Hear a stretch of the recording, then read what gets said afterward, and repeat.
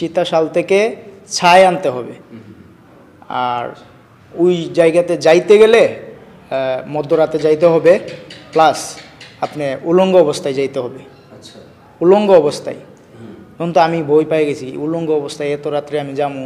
পরে আমি জিজ্ঞেস করলাম যে এত রাত্রে উলঙ্গ অবস্থায় যামু, যদি রাস্তাঘাটে আমার কেউ দেখে, মানুষ দেখতেই পারে, আপনি কোনো কথা বলবেন না, সোজা চলে যাবেন।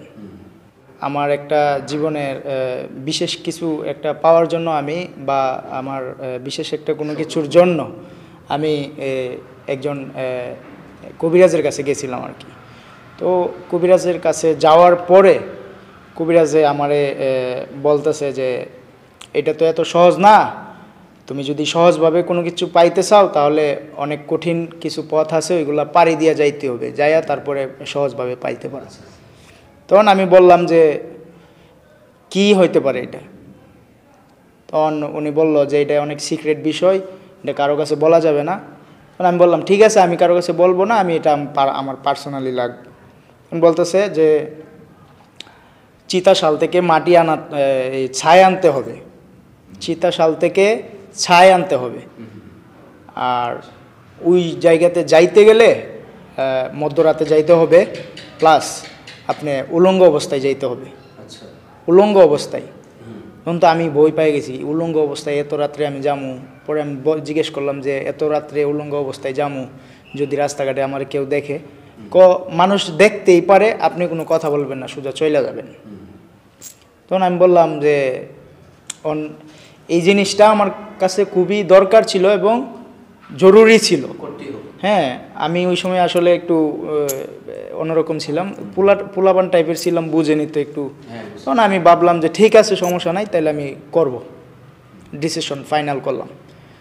তখন ওই লোকে আমার বলল, কবিরাজে বলল তাইলে আপনি শুক্রবার থেকে তাহলে শুরু করেন।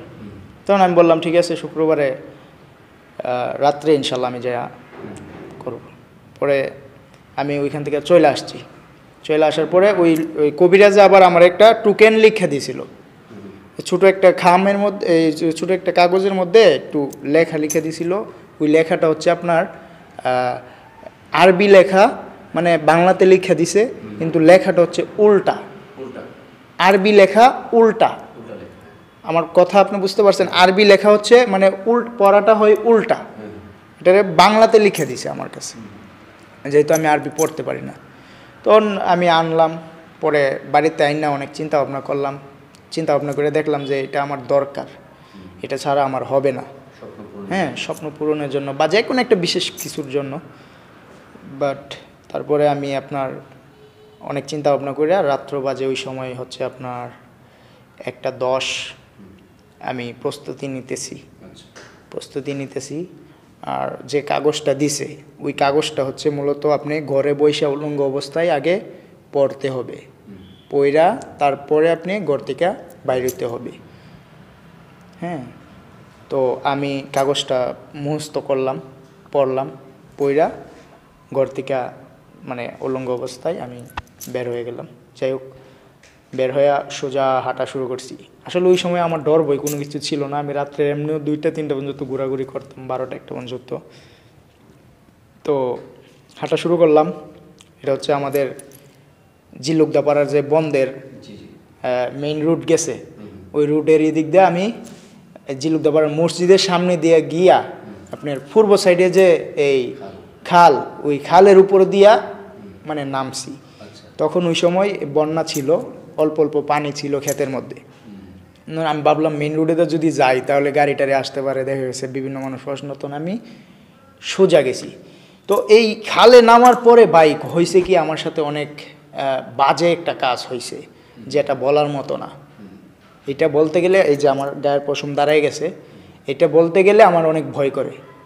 এই খালের মধ্যে নামার পরে আমার কাছে মনে হচ্ছে যে আমার পিছন দিয়ে কেউ আমারে টানতেছে, তাও 1-2 জন না, আমার কাছে মনে হচ্ছে যে 20-25 জন আমারে টানতেছে। তখন আমি অনেক ভয় পেয়ে গেছি, কিরে আমার এইভাবে টানতেছে। তখন আমার ওই যে কবিরাজের কথা স্মরণ হইল, যে কবিরাজ তো বলছে আমি ডাইন বাম তাকাইতে পারবো না, সোজা হাঁটতে হবে, সোজা হাঁটলে আমারে কোনো ক্ষতি করবে না, কিন্তু আমি যদি একটু ঘাটটা ঘুরাইয়া তাকাই তাহলে আমার অনেক বড় ক্ষতি হয়ে যাবে। তখন আমি তাকায় নাই, না তাকায় আমি সাহস কইরা সোজা একবারে গ্যাস ফিল্টের ওই দিক দিয়া হাঁটতে হাঁটতে তারপরে যায় দেখি আপনার এইটুক পানি, মানে হালকা ওই যে বন্যা হয়েছে একটু একটু পানি আছে, মানে এই পানির উপর দিয়ে হাঁটা শুরু করছি, হাঁটা শুরু করছি। তারপরে আপনার ওই যে গাঙ্গের এইখানে চিতাশাল, যেখানে আমাদের কোট্টাপাড়ার মোড়ের পূর্ব সাইডে যে চিতাশাল, ওইখানে এমন গাঙ্গের এখানে গেছি, গাং তো আপনার পানিতে ভরা। এখন কি করবেন, তো সাঁতাইরা যাইতে হবে। ভাবলাম যে এত কষ্ট করে আসছি, সাঁতাইরেই যাবো, পিছনের দিকে তাকাই নাই, সামনের দিকেই। তো হাই রোডে অনেক গাড়ি চলতেছে, আমি ভাবলাম যে তাড়াতাড়ি যাইলে গেই ভালো, কারণ ওনারা যদি আবার দেখে তাহলে আবার লাইট মাইট টিপ দিব, আমার সমস্যা হইতে পারে। কারণ আমি তাড়াতাড়ি করে নাইমা গেছি পানিতে নাইমা সাঁতাইরা খাল পার হয়েছি, হইয়া চিতাশালের বরাবর একেবারে উঠলাম। ওইটা আপনার চিতাশালের মাঝখানে গেলাম। ওই সময় তো ভাই আমার ডর বলতে কোনো কিছু ভিতরে ছিল না। তো চিতাশালের মাঝখানে গেলাম, গিয়া দাঁড়াইয়া দেখতে ছাই তো বিচারতেছি, আমার বলছে যে ছাই বাম হাতে নিতে হবে, বাম হাতে নিয়ে ডাইন হাতে ওই যে একটা লাল টুকরি দিয়ে দিছে, এটার ভিতরে ঢুকাইয়া নিয়ে যাইতে হবে। আমি আবার লাল টুকরিটা এইভাবে হাত উপরে কইরা খাল দিয়া সাথে রেখেছি যাতে এটা না ভিজে। হ্যাঁ, তো ওই বাম হাত দিয়া ছাই নিমু। এখন ছাই তো এখানে নাই, ছাই এখানে নাই। এখন ছাই পরে একটু নিচের দিকে নামছি, যে দিক দিয়ে পুইরা মানে লাশের যে ছাইগুলা ডেকায় ফালাই, তো ওইখান থেকে আইসা দেখি যে ওইখানে ছাই আছে। তখন আমি কি করলাম, ছাইটা নিলাম বাম হাতে, নিয়ে ডাইন হাতে রাখা, বাস আমি আবার যেমনি গেছিলাম এমনি রিটার্ন আবার আসতেছি। ছায়ের ব্যাগটা আমার এইভাবে ধইরা এখন তো ভাই ঘাম আমি পার হওয়ার পরে আমার কাছে মনে হইতেছে যে এই ছায়ের ব্যাগটা আমার কাছ থেকে কেউ জোর করে নিতে চাইতেছে। মানে আমি তো মানে অনেক ভয় পেয়ে গেছি। তখন আবার আমার মানে ওই কবিরাজের কথা মনে হয়েছে যে ছায়ের ব্যাগটা কিন্তু তুমি শক্ত হাতে ধরতে হবে, এটা নরম হাতে ধরলে কিন্তু তুমি আর খুঁজেই পাইবা না এটারে। আমি এটারে শক্ত হাতে ধইরা সাহস কইরা, ওই সময় আমার ছোটো থেকে সাহস অনেক বেশি, আমি কোনো কিছুতে ভয় পাইতাম না। তো সাহস কইরা হাঁটা শুরু করছি। আমি বলি যে এত কষ্ট করে যেহেতু আসছি, নিয়েই যাবো এটারে। তো নিয়ে আইসা পড়ছি, আস্তে আস্তে আস্তে আস্তে প্রায় আবার ওই যে খালের কাছে আসছি। ওই খালের কাছে আইসা মানে এখন নিচে নামতেছি, আমার কাছে ভয় লাগতেছে, কিন্তু আমি ভয় না পাইয়া সোজা নেমে গেছি গা। কিন্তু যাওয়ার সময় যেটা হয়েছে, আসার সময় এটা হয় নাই। আসার সময় ওইখানে হয়েছে, কিন্তু এইখানে হয় নাই আর। কারণ আমি সোজা সিএমবিতে উঠছি। সিএমবিতে উঠটা এখন দেখতেছি যে আপনার মানুষ সিএনজি কিছু আসা যাওয়া করতেছে। তখন আমি আবার কি করছি, আবার রিটার্ন ওইখান দিয়ে নামছি, ওইখান দিয়ে একটু কোনাকুনি নামছি, নাইমা তারপরে ওই যে দর আছে, যে ক্ষেতের মধ্যে যে দর করে রাখছে, ওই দরেরই দিক দিয়ে হাইটটা, হ্যাঁ আইলেরই দিক দিয়ে হাইটটা আমি আইসা ওই যে আমাদের ঝিলুকদাপাড়া যে এই গুপাডের রাস্তাটা, এই রাস্তা দিয়া উঠটা তাড়াতাড়ি করে পাথরের নিচে নেমে গেছি আমি। কারণ এই দিক দিয়ে রাস্তা দিয়ে আসলে তো এই দিক দিয়ে মানুষ থাকতে পারে। কারণ আমার কথা হচ্ছে এত কষ্ট করছি, এখন যদি একটা মানুষের দিক খালায় বা দাঁড়া করে লাই, আমি যদি এর সাথে একটা কথা বলি তাহলে তো আমার সাধনাটা হইল না। তখন আমি কি করছি, নিচে দিয়ে নাইমা কোনো রকম মনে করেন লুকাইয়া মুকাইয়া বাড়িতে আসলাম, ঘরে আসলাম। ঘরে আইসা তো দেখি মানে বাইরে আম্মা চিল্লাচিল্লি করতেছে। আমি এই অবস্থা ঢুকছি, আমি তো মানে একটা পরে ঢুকিয়া একেবারে দরজা মরজা লাগাই লাইছি। আম্মা বাইরে দিয়ে একটু চিল্লাচিল্লি করছে, কইরা গিয়ে ঘুমাইয়া গেছে গা। পরে আপনার এটা আইন না, তারপরে আমি গোসল মোসল দিয়া ফ্রেশ হইয়া তারপরে পরের দিন সকালবেলা রাত্র আমি ঘুমাইছি। রাত্র আমার অনেক সমস্যা হয়েছে। হ্যাঁ, সমস্যা বলতে আমি ঘুমাইতে যাইতেছি, দেখা যাইতেছে যে মানে একটু চোখটা লাগলেই আমি স্বপ্নে দেখতেছি যে আমারে এইটা করব ওইটা করব, ক্ষতি করব অনেক। হ্যাঁ, এইটা আমি দিয়ে দিতে কেন আনলাম, এইটা যাতে না করি, এরকম মানে স্বপ্নে দেখতেছি আর কি। কারণ আমি ভাবলাম যে সমস্যা নেই, তো কোনো সমস্যা না, আমি ডরাই না। তো আমি সকাল হইল পরদিন, পরে ওই কবিরাজের নাম্বার নিয়ে আসছিলাম, আমি ওনার কাছে ফোন দিছি যে কাকা এরকম হয়েছে, আমি এগুলো আনছি, এখন কি করতে হবে। তখন বলছে এটা তুমি যেভাবেই হোক আমার কাছে আইনা পচাইয়ে দিয়ে যাও। কারণ আমি ওনার কাছে ওর বাইক নিয়ে এটা নিয়ে গেছি।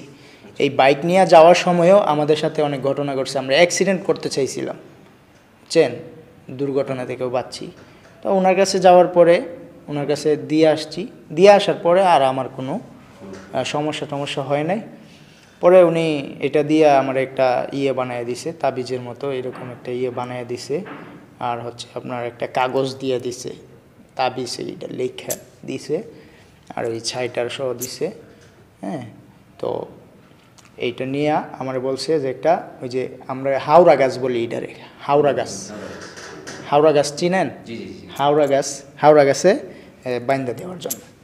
হাওড়া গাছের তাও মানে একবারে হাওড়া গাছের ডালে, যেখানে এটা ঝুলবে, হ্যাঁ বাতাসে ঝুলবে। তো আমি কি করছি, হাওড়া গাছ তার খুঁজে পাই না, তখন পাইছি যাই হোক একটা, এটা হচ্ছে আপনার লতাবতী পাড়া, হিন্দু পাড়াতে গেছি। হিন্দু পাড়াতে গিয়া তারপরে আপনার এইটা হাওড়া গাছের উপরে ওইটা বাইন্দা দিয়ে আসছি। তারপরে আপনার যে কাজের জন্য করছিলাম আসলে ওই কাজ হয় নাই, আমার যে কাজের জন্য করছিলাম ওই কাজ হয় নাই। তারপরে বুঝতে পারলাম যে আসলে এটা হচ্ছে ভুয়া জিনিস, এগুলোতে বিশ্বাস করতে নাই, এগুলো বিশ্বাস করলে সমস্যা। কিন্তু এইটা করতে গিয়ে যে আমার জানের রিস্ক গেছে, এটা অনেক খারাপ। আমি এইটা সারা জীবন মনে রাখতে হবে, কারণ এটা আমার মনে থাকবে, সারা জীবন মনে থাকবে, স্বাভাবিক। এইটা যদি আপনার সাথে হইতো বা যে কেউ সাথে হইলে এটা সারা জীবন মনে রাখবে। তো এইটাই তো, তারপর থেকে এইগুলোতে আমি আর বিশ্বাস করি না, আর এরকম রিস্ক আর কখনো নেই না। বা আমি সবাইরে বলবো যারা এই ভিডিওটা দেখবেন, আপনারা কখনো এই রিস্ক নেবেন না, কারণ এটা অনেক ঝুঁকিপূর্ণ রিস্ক।